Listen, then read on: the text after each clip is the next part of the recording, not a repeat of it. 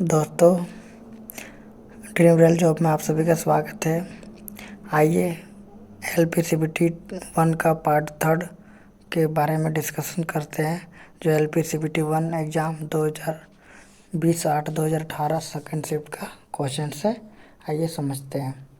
पहला क्वेश्चन है, जीवन की उत्पत्ति के बारे में ओपेरियन का सिद्धांत किससे संबंधित है?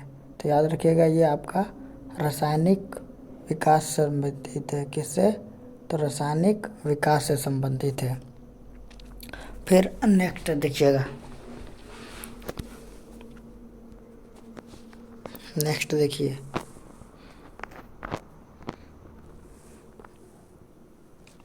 बोला गया कि प्रजाति की व्यक्तिगत संख्या को बनाए रखने और उनके विलोपन को रोकने के लिए क्या आवश्यक है?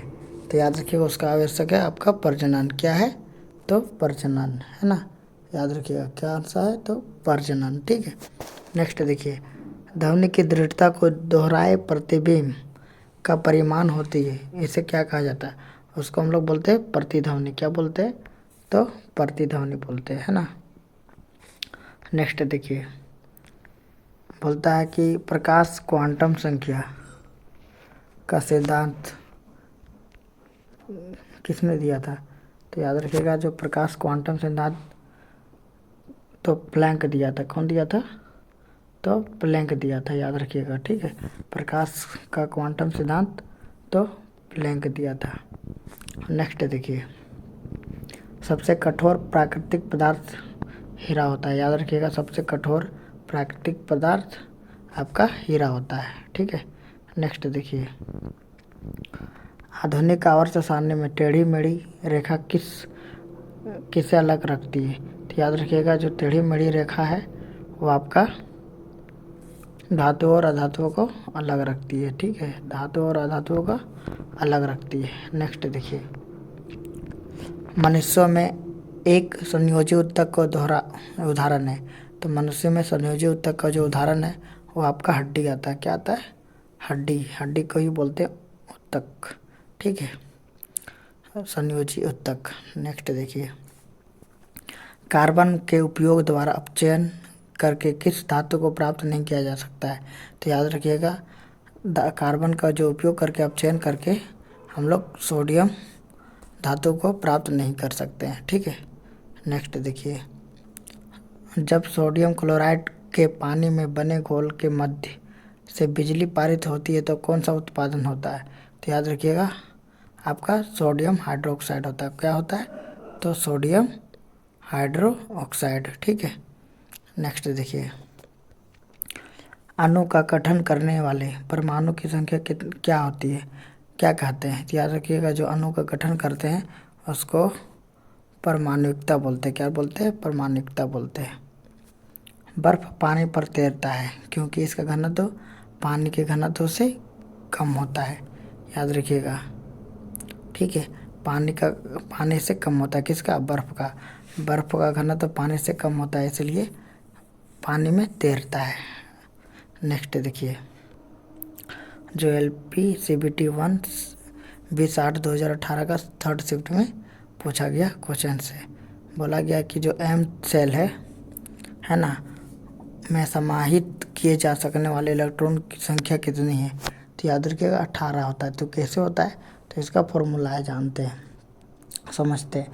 इसको फॉर्मूला होता है 2n²। ठीक है, क्या होता है? 2n²। तो देखिए, m क्या होता है? तो सेल की संख्या है। पहला सेल की संख्या होता है k, दूसरा l, तीसरा m, फिर n, फिर o, फिर p, फिर q। ठीक है, ये होता है सेल की संख्या। जो पहला होता है उसको 1 बोलते हैं, दूसरा को 2, तीसरा को 3, चौथा को 4, पांचवा को 5, p को 6 और q को 7। तो देखिए, तो कितना है? m सेल में 3 है, तो मतलब n की जगह में कितना बैठाना है? n की जगह में बैठाना है 3। ठीक है, तो क्या हो जाएगा? देखिए, 2 इंटू n की जगह में कितना बैठाना है? 3, 3 का स्क्वायर। तो देखिए क्या हो जाएगा? 2 इंटू 3 का स्क्वायर कितना हो जाएगा? 9 होगा ना। तो 9 दूना 18 आया। देखिए, यही 18 बोला कि इलेक्ट्रॉन की संख्या कितनी होती? तो याद रखिएगा 18 होता है। कितना होती? कितना एम सेल में, कितना एम सेल में, ठीक है। तो नेक्स्ट देखिए, मानव प्रजनन प्रणाली का कौन सा हिस्सा माँ के रक्त को भ्रूण को पोषण प्राप्त करने के लिए मदद करता है? तो याद रखिएगा, माँ के जो रक्त होता है, रक्त के भ्रूण को पोषण प्राप्त करने के लिए मदद करता है गर्भनाल।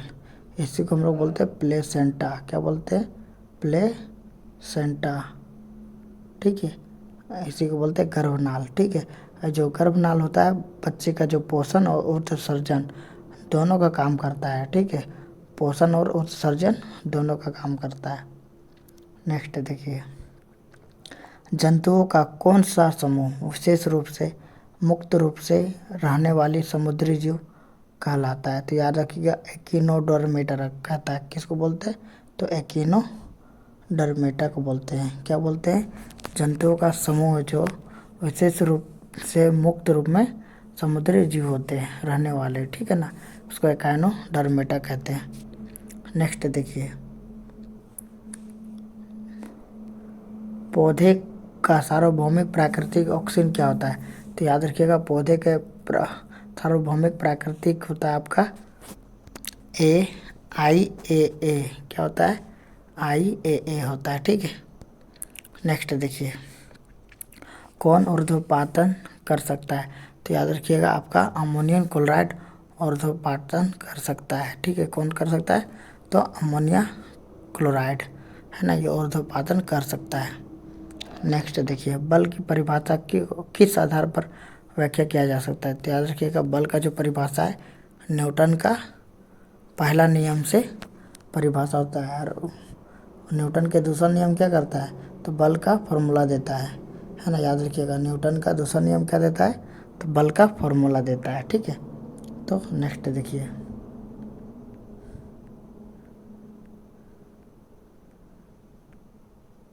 बोलता है कि कौन सा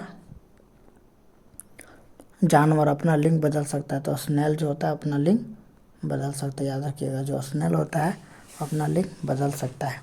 नेक्स्ट देखिए, जो LPCVT 1 में 21/8/2018 का फर्स्ट शिफ्ट का क्वेश्चन है, जो एग्जाम में पूछा गया है, ये आपका बार बार पूछा जाता है एग्जाम में। बोलता है किस प्रकार के प्रजनन में अधिक विविधता होती है?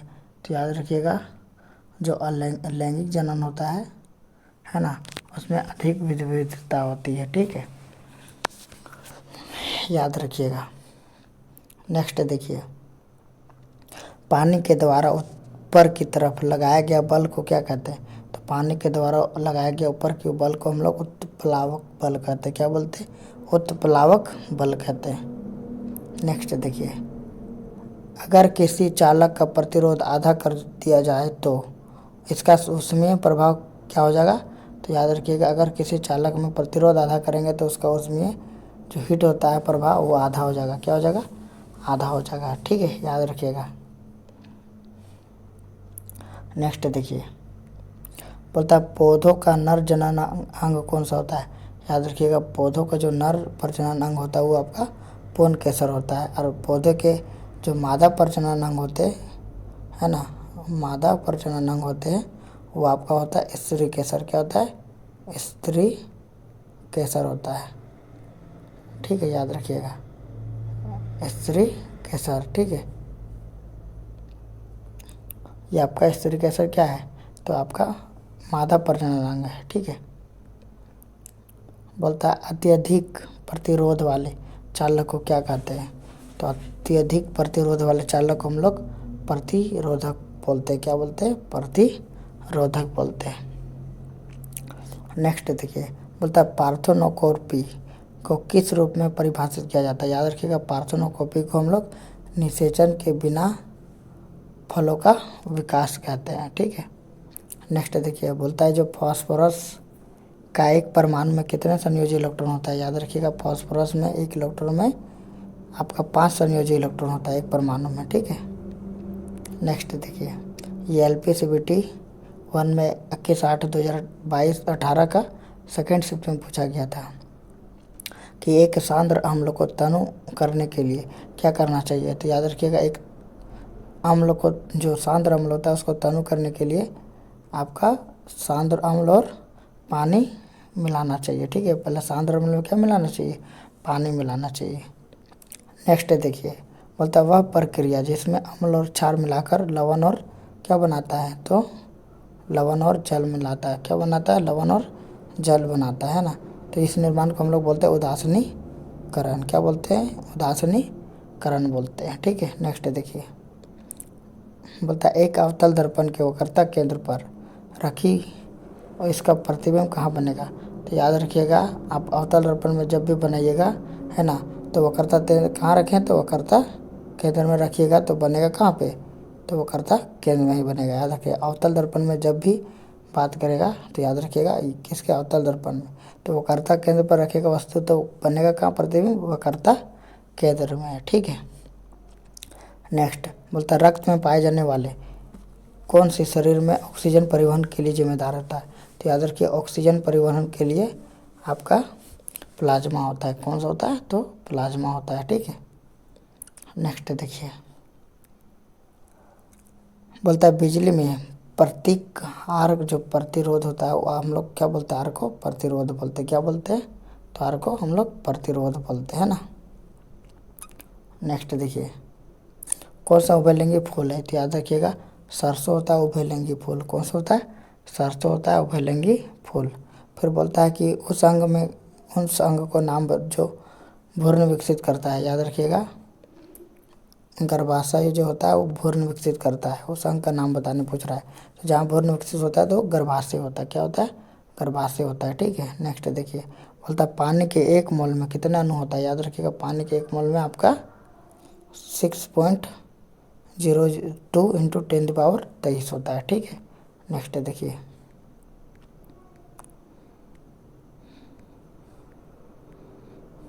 बोलता है ये आपका LPCVT 1 में 21/8/2018 का थर्ड शिफ्ट का क्वेश्चन है। बोलता है कि निम्नलिखित में से कौन सा जानवरों की, निम्नलिखित में से कौन सा जानवर में पाए जाने वाला हार्मोन नहीं है। तो याद रखिए, ऑक्सिन हार्मोन नहीं है। कौन सा, ऑक्सिन नहीं है, ये जानवर में नहीं पाया जाता है। ठीक है, बोलता है कि ऑक्सीजन में कार्बन को जलाने पर कार्बन डाइऑक्साइड उत्पन्न होते हैं समय कौन सी अभिक्रिया होती है। तो याद रखिए, दहन अभिक्रिया होती है। कौन सी होती है, तो दहन अभिक्रिया होती है। नेक्स्ट बोलता है एक वस्तु पर बल लगाने के बावजूद भी क्या क्या कार्य अगर शून्य है तो उसका विस्थापन भी क्या हो जाएगा, तो उसका विस्थापन भी शून्य हो जाएगा। ठीक है, नेक्स्ट देखिए, बोलता है जंतुओं का सबसे बड़ा समूह कौन सा होता है। याद रखिएगा, जंतुओं का जो सबसे बड़ा समूह होता है वो आपका आर्थ्रोपोडा होता है। कौन सा होता है, तो आर्थ्रोपोडा होता है। ठीक है, नेक्स्ट देखिए,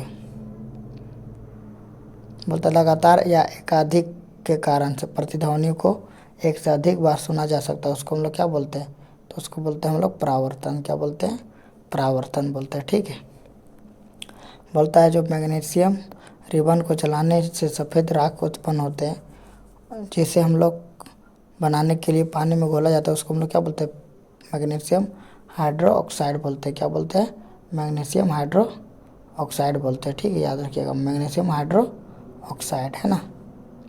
नेक्स्ट देखिए, बोलता है किसने यह खोजा कि हर 8वें तत्व के गुण पहले के समान होता है। तो न्यूलैंड्स खोजा था। कौन खोजा था, तो न्यूलैंड्स खोजा था। ठीक है, नेक्स्ट देखिए, धातुओं में आमतौर पर सबसे बाहरी सतह में इलेक्ट्रॉन होते हैं। कितना होते हैं, तो याद रखिए आपका धातुओं में 5, 6, 7 से 8 होता है। ठीक है, और धातु बोलेगा तो मेटल में बोलेगा तो, है ना, धातु में बोलेगा तो आपका हो जाएगा 1, 2 और 3 होगा। ठीक है, याद रखिएगा 1, 2 और 3।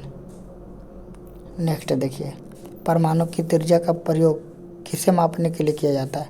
तो ये किया जाता है परमाणुक आकार का, परमाणुक आकार। शक्ति का सूत्र क्या होता है, तो शक्ति का सूत्र होता है वर्क बटा टाइम। क्या होता है शक्ति का सूत्र, तो वर्क बटा टाइम होता है। ठीक है, वर्क बटा टाइम किसका, तो शक्ति का, पावर का, है ना। P बराबर W/T होता है, मतलब वर्क बटा टाइम। ठीक है, नेक्स्ट बोलता है निम्नलिखित में से किन अस्थायी ऊतकों में कोशिकाएं मृत होती है। तो याद रखिएगा स्क्लेरन कायमा में जो होता है ऊतक मृत्यु होती है। ठीक है, ये एग्जाम में बहुत बार पूछता है, वेरी वेरी इंपॉर्टेंट है। बोलेगा कौन सा अस्थायी ऊतकों में कोशिकाएं मृत्यु होती है, तो याद रखिएगा स्क्लेरन कायमा में। ठीक है, बोलता है विरसन में उदर गुहा के बाहर स्थित होता है, तो याद रखिएगा विरसन में जो उदर गुहा के बाहर स्थित होता है उसको हम लोग बोलते हैं अंडकोश की थैली। क्या बोलते हैं? अंडकोश की थैली। इसी को बोलते हैं हम लोग स्क्रोटम। क्या बोलते हैं? स्क्रोटम बोलते हैं। ठीक है, याद रखिएगा। वनस्पति भागों या बीज के बजाय कोशिकाओं के माध्य से नए पौधे का उगना कहलाता है टिश्यू कल्चर। क्या कहलाता है? तो टिश्यू कल्चर बोलते हैं। जो वनस्पति भाग या बीज के बजाय कोशिकाओं के माध्य से नए पौधों का उगना कहलाता है टिश्यू कल्चर। नेक्स्ट देखिए, तार की लंबाई दोगुनी करने पर एमीटर की रीडिंग किस प्रकार प्रभावित होगा? तो याद रखिएगा जब तार की लंबाई को दोगुनी करते हैं तो एमीटर की जो रीडिंग होता है यह आधी रह जाती है। क्या हो जाती है?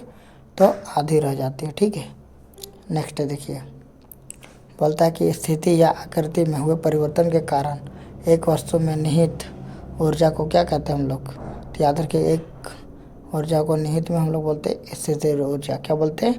तो स्थितिज ऊर्जा। ठीक है, नेक्स्ट देखिए, ये आपका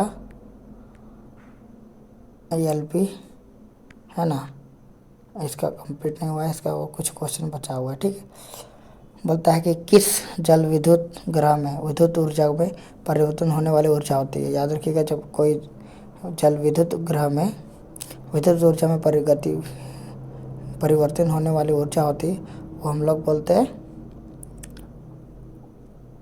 मैकेनिकल ऊर्जा बोलते हैं। कौन सा? जब जल विद्युत में है ना विद्युत ऊर्जा में परिवर्तन होने वाली को क्या बोलते हैं? तो याद रखिएगा यहाँ गतिज ऊर्जा दिया, लेकिन एग्जाम में टेक्स्ट बुक में दिखा है मैकेनिकल ऊर्जा दिया है, मैकेनिकल ऊर्जा। तो इसको थोड़ा सा देख लीजिएगा दोस्तों। ठीक है, ये मैकेनिकल ऊर्जा दिया था, मैकेनिकल एनर्जी। ठीक है, इसको देख लीजिएगा।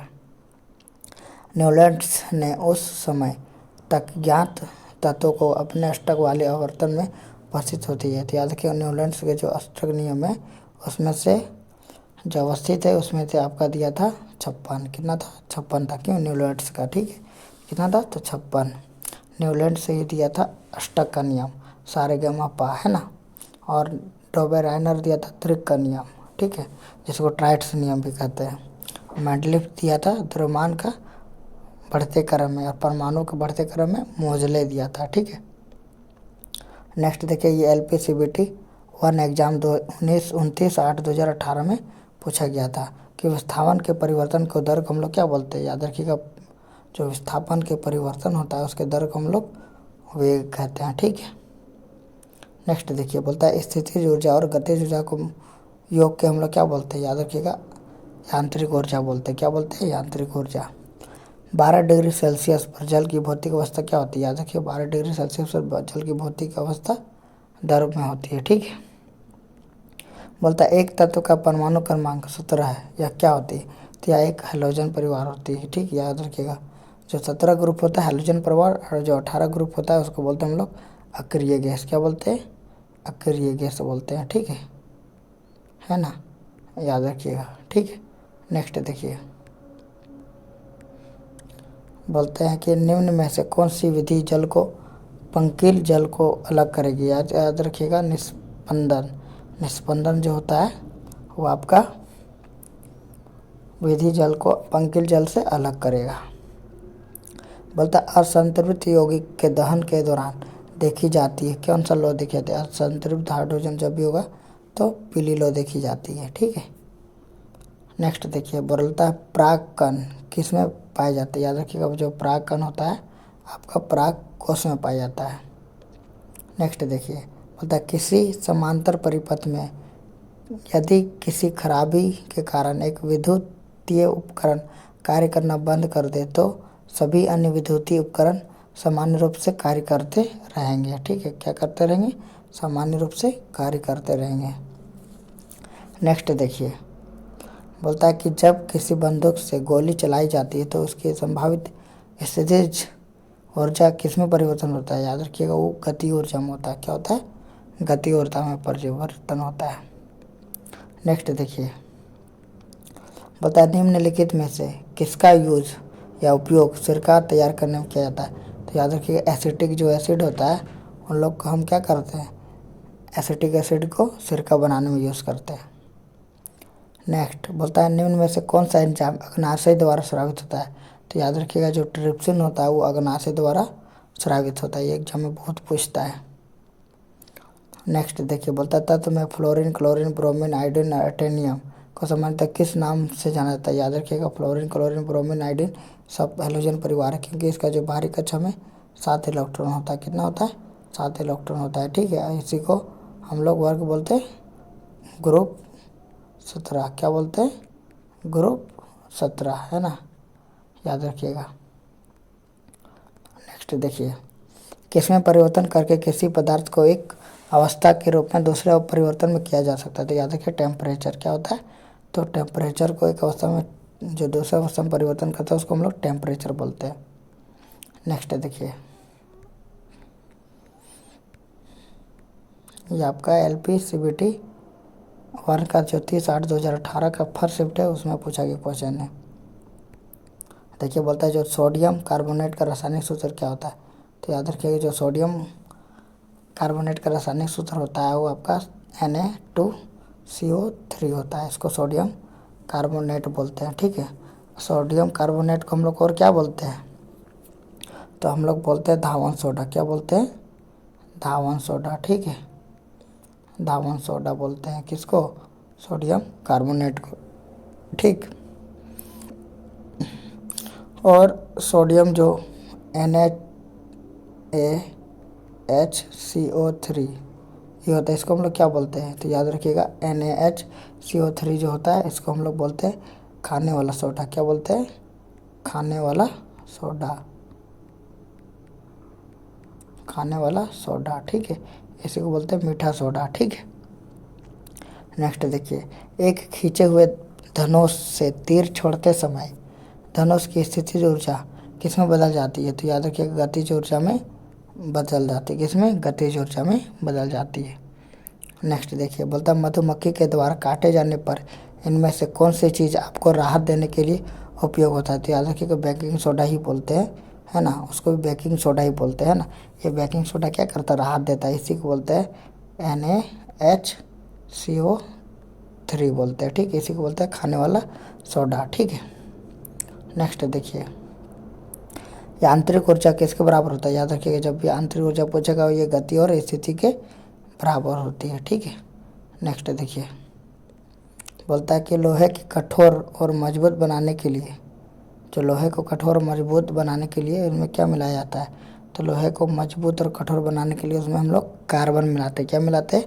तो कार्बन मिलाते हैं। नेक्स्ट देखिए, नवजात बालिका की कोशिका में कितने गुणसूत्र होते हैं? जो नवजात होते हैं उसके बालिका में 44 गुणसूत्र और एक होता है XX। ठीक है, जिसको बोलते हैं 45, है ना, याद रखिएगा। नेक्स्ट देखिए, लेकिन ऐसे टोटल होता है 46। ठीक है, नवजात का बात की इसीलिए 45 होता है, 44 और एक XX। ठीक, बोलता है धावन सोडा में क्रिस्टलीकरण के पानी का प्रतिशत मात्रा होती है, कितनी होती है? तो याद रखिएगा 62.9 होती है। ठीक है, धावन सोडा में क्रिस्टलीकरण पानी का प्रतिशत 6.29 होता है। नेक्स्ट देखिए, बोलता है उत्तक रक्त वाहिका को व्यास बदल देता है। तो क्या बोलते हैं?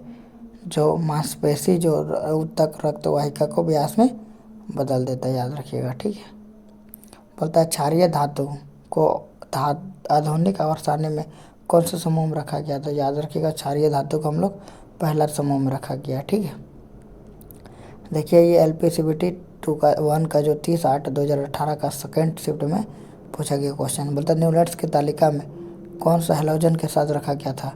याद रखिएगा हैलोजन के साथ में रखा था कार्बन मोनोऑक्साइड और निकेल को। ठीक है, हैलोजन के साथ में रखा था। ठीक है, न्यूलैंड्स ने। नेक्स्ट देखिए, पता निम्नलिखित में से किस कोशिका को कोशिका के प्रोटीन फैक्टर कहा जाता है? याद रखिएगा कोशिका के प्रोटीन फैक्ट्री आपको राइबोसोम बोलते हैं। किसको? राइबोसोम को बोलते हैं। ठीक है, नेक्स्ट देखिए, बोलता है पृथ्वी पर पाए जाने वाले ऑक्सीजन छोड़ने वाले प्रथम प्रकाश संश्लेषक जीव कौन से थे? जो साइनोबैक्टीरिया, क्या होता है? साइनोबैक्टीरिया होता है। बोला गया है कि जो पृथ्वी पर पाए जाने वाले ऑक्सीजन छोड़ने वाले प्रथम प्रकाश संश्लेषक जीव कौन सा थे? तो याद रखिए साइनोबैक्टीरिया थे जो ऑक्सीजन को छोड़ते थे। ठीक है, याद रखिएगा पृथ्वी पर पाए जाने वाले ऑक्सीजन छोड़ने वाले प्रथम प्रकाश संश्लेषक जीव थे साइनोबैक्टीरिया। ठीक है, नेक्स्ट देखिए, आधुनिक आवर्त में निम्नलिखित समूह में से किस समूह में नोबेल गैस रखा गया? नोबेल गैस को ही हम लोग बोलते हैं अक्रिय गैस। क्या बोलते हैं? नोबेल गैस को क्या बोलते हैं? अक्रिय गैस। ठीक है ना? तो ये जो अक्रिय गैस होता है आपका 18 में रखा गया। ठीक है, नेक्स्ट देखिए, बोलता है अंतर्राष्ट्रीय मात्रक प्रणाली के अनुसार विद्युत धारा की इकाई क्या होता है? याद रखिएगा विद्युत धारा का इकाई आपका एम्पियर होता है। क्या होता है? विद्युत धारा का इकाई एम्पियर। नेक्स्ट देखिए, कोशिका विभाजन से संबंधित, याद रखिएगा जो कोशिका विभाजन संबंधित है उसको हम लोग बोलते हैं साइटोकाइनिन बोलते हैं। ठीक है, ध्वनि के पिच किस पर निर्भर करती है? याद रखिएगा ध्वनि के पिच आपका आवृत्ति पर निर्भर करती है। ठीक है, जो एक बार आवृत्ति होती है उसको बोलते हैं टोन, जो बार बार होती है उसको हम लोग बोलते हैं आवृत्ति। ठीक है, याद रखिएगा। नेक्स्ट देखिए,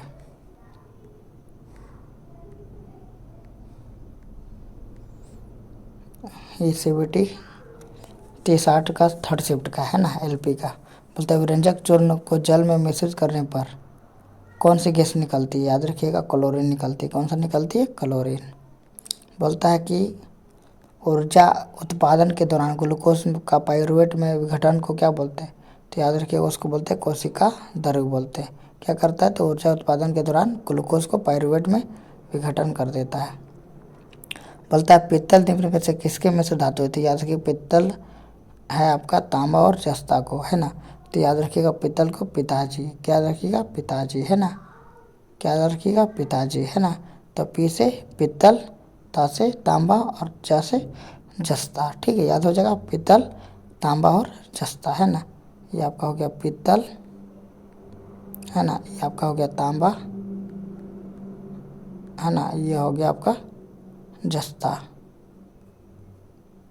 है ना।